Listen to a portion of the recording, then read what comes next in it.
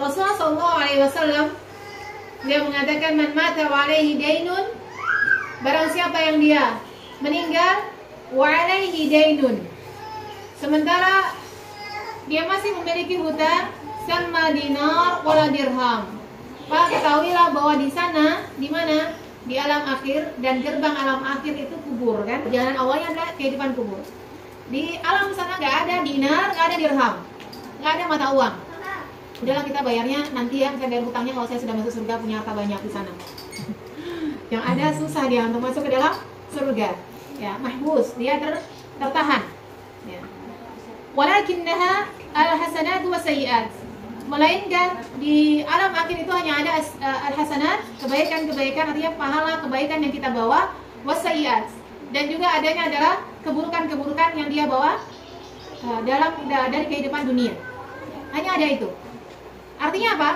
Kalau tidak kita tunaikan kewajiban hutang, amanah, sementara di alam akhir itu nggak ada dinar, nggak ada dirham, yang ada adalah kebaikan dan keburukan, maka akan ada kisos. Ya. Akan ada perhitungan. Kebaikan kita diambil, diberikan kepada orang yang kita tangguhkan urusannya, orang yang kita tangguhkan pembayaran hutangnya, orang yang kita tangguhkan amanah-amanahnya. Maka ini berbahaya. Saya meninggalkan wasiat, dikatakan bahwa tidak ada wasiat bagi ahli waris. Wasiat dalam arti harta, ya. Kalau seorang mau meninggal atau dia dalam keadaan sakit, dia tinggalkan wasiat, dia punya harta, misalnya ada gunung, ada lembah, ya, masya Allah, ya. Kemudian tanah berhektar-hektar, ya. Lalu dia katakan, saya ingin sumbangkan 2/3 harta saya, ini wasiat namanya, ya.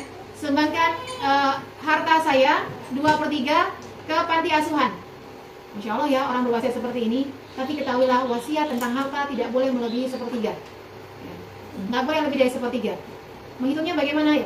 Diris apa aja harta yang dia tinggalkan, nilainya berapa, nah itu nggak boleh lebih dari 1/3 untuk dia wasiatkan. Yang disebutkan wasiat itu berarti dia hadiahkan, dia berikan. Dan wasiat ini nggak boleh untuk ahli waris. Misalnya ibu punya putra, ya, ibu orang yang punya satu perusahaan, ya, nilainya 1 miliar misalnya, 900 juta deh, biar enak ngitungnya, 900 juta.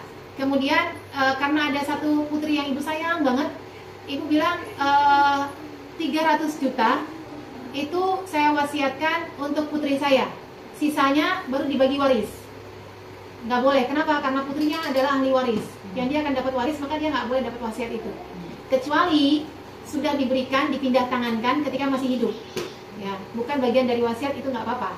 Tapi kalau itu jadikan bagian wasiat, nggak boleh untuk ahli waris. Ya. Wasiat boleh untuk orang lain, misalnya punya anak angkat itu bukan ahli waris, dia wasiatkan sekian harta untuk anak angkat ini, tapi catatannya tidak boleh lebih dari 1/3 dari harta yang ditinggalkan. Jadi kalau ibu ini juga buat suami, orang tua, ya, kalau punya harta, maka ingatkan untuk tidak memberikan wasiat yang itu hibahnya ke ahli waris. Boleh wasiat itu tapi untuk pihak luar, bukan ahli waris. Catatan tidak boleh lebih dari 1/3 dari harta. Belum juga dia sempat bayarkan sampai dia wafat, maka dia tertangguhkan dengan hutang, ya, dia tertangguhkan dengan hutangnya. Urusan akhirat dia, susah itu. Kecuali ada baik dari ahli waris atau selain ahli waris yang kemudian mengambil alih tanggung jawab itu. Contohnya si fulana, dia punya, bisa dikatakan boleh itu teman dekat atau anak atau suami, ya, yang ketika si fulana ini meninggal, dia bawa hutang 1 juta, lalu anak, suami atau teman ini mengatakan bahwa ini sudah jadi tanggungan saya, maka itu boleh. Boleh. Atau harus segera dibayarkan dari harta si mayit, ya, segera ditunaikan. Karena Rasulullah SAW beliau enggan mensolatkan jenazah yang dia masih memiliki hutang sampai hutangnya diselesaikan. Tapi bukan berarti Rasulullah tidak mau menyolatkan, lantas menyolatkan jenazah yang masih memiliki hutang di hukum yang haram, tidak. Karena Rasul mendiamkan dan membiarkan para sahabat untuk mensolatkan, ya. sikap Rasulullah tidak mau menyolatkan itu sebagai tahdir, peringatan keras tentang buruknya berhutang dan hutang terbawa sampai dengan kematian. Jadi hanya sampai pada tingkat makruh saja. Rasulullah membenci perbuatan tersebut. Jadi tidak menjadi haram mensolatkan jenazah yang masih punya hutang. Ketika berhutang ada saksi. Jangan berpikir bahwa ini kan saya kan hutangnya sama teman, ya sama saudara, udah nggak perlu saksi deh, nggak perlu hitam di atas putih kayak nggak kenal aja. Mau kemana ini, rumahnya juga tahu alamatnya, enggak. Ini bukan masalah kenal atau tidak kenal, hubungan baik ataukah tidak, tapi ini hukum syariat. Ya, yang Allah mengatakan fastashidu syahidaini min rijalikum fa illam yakuna rajulaini farajulun wa imra'atani mimman tardawna. Jadi maka persaksikan dengan 2 saksi dari jenis kelamin laki-laki, saksi yang adil, ya.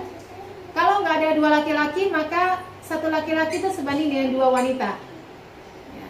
Berarti boleh 1 laki-laki 2 wanita atau 2 wanita 2 wanita, berarti 4, ya. Untuk transaksi jual beli utang piutang, ya. Supaya apa? Supaya ya itu tadi, kalau terjadi hal-hal tidak diinginkan, ya. Kemudian betapa banyak kalau kita lihat orang yang tadinya hanya berlandaskan dengan atas nama hubungan baik pertemanan, tapi akhirnya kan masalah uang itu kan sensitif, ya. Allah yang menciptakan manusia dan Allah tahu bahwa sensitivitas ini itu ada pada diri manusia. Maka Allah turunkan syariat untuk tadi supaya kita ada di suasana aman. Jadi kalau sampai ada yang nggak tahu, kemudian ya sudah tidak terselesaikan hutang itu, maka itu jadi tanggungan bagi si mayit. Perlu keterbukaan memang. Begitu meninggal, oh kok kulitnya menghitam ya, wajahnya menghitam, kok cepat lebam ya. Kemudian kita mengatakan jangan-jangan dia itu soleh selama ini karena ria, atau jangan-jangan dia ini ada hal besar yang dia sembunyikan dari kita di balik kesolihannya, atau ini seuluh khotimah ini, ya. Karena kalau kita membuat statement seperti itu kita butuh dalil. Dan sepanjang sepengetahuan kami tidak ada dalil yang menyatakan kalau dia wajahnya berseri maka begini, kalau wajahnya agak menghitam maka begini, nggak ada. Adapun di dalam surat Al-Imran Wanisa, ya, yang Allah mengatakan fa'amal ladina kafaru, maka orang-orang kafir, ya, mereka hitam kelam wajahnya, itu berbicara tentang hari akhir, ya, kebangkitan, bukan meninggal, proses meninggal bukan. Atau fa'amal ladina amanu ibyaddat sujuhum, orang-orang beriman itu putih berseri wajahnya, itu pun berbicara tentang kehidupan nanti, ketika kebangkitan, bukan proses meninggal, ya. Karena hitam atau bersih itu tergantung dari kondisi tubuh masing-masing orang, ya. Jadi nggak bisa, iya kadang penyakit juga. Jadi nggak bisa kemudian, wah hitam ya, apa ya? Atau kemudian keluarga jadi was-was, aduh gimana ya dia, kok meninggalnya hitam gitu. Ya, udah kita bedakin biar putih, nggak perlu, ya. Dan nggak ada yang demikian. Mengatakan ada bacaannya, tapi yang roji, wallahu alam, tidak ada bacaan khusus ketika memejamkan mata si mayit. Cukup pejamkan. Bagaimana cara memejamkan mata? Jangan bilang pejamin loh, serem. Nanti kalau mayitnya menjam sendiri, bingung, ya. Tapi ya dari arah atas, kemudian ke sini, tahan sebentar, baru, ya. Kalau masih lagi, turunin lagi. Tahan sebentar, ketika sampai di mana tahan sebentar, terus nanti boleh dipraktekin. Ijma itu kesepakatan ulama bahwa hukum memejamkan mata si mayit hukumnya sunnah, jadi nggak wajib, ya. Nggak berdosa kalau tidak dilakukan, tapi dianjurkan untuk melakukannya. Kemudian yang kita lakukan sahnya memandikan dan lain sebagainya dilakukan sesegera mungkin, maka nggak masalah. Tapi kalau masih dinanti, maksudnya nanti masih nunggu itu, maka jangan disedekatkan, tapi luruskan. Kenapa? Supaya itu memudahkan nanti saat pengurusan jenazahnya. saat memandikannya, ya, saat membersihkannya itu mudah. Maka ahsan dibiarkan lurus. Tanda silang ini bukan berarti haram, tidak. Boleh dua-duanya, hanya memudahkan saja. Nanti kalau ibu sedekapkan, kemudian ternyata kondisi jasadnya dia keburu kaku, repot, ya. Membuka bajunya repot, kemudian memandikannya juga repot. Akhirnya harus apain? Harus dilemaskan dulu.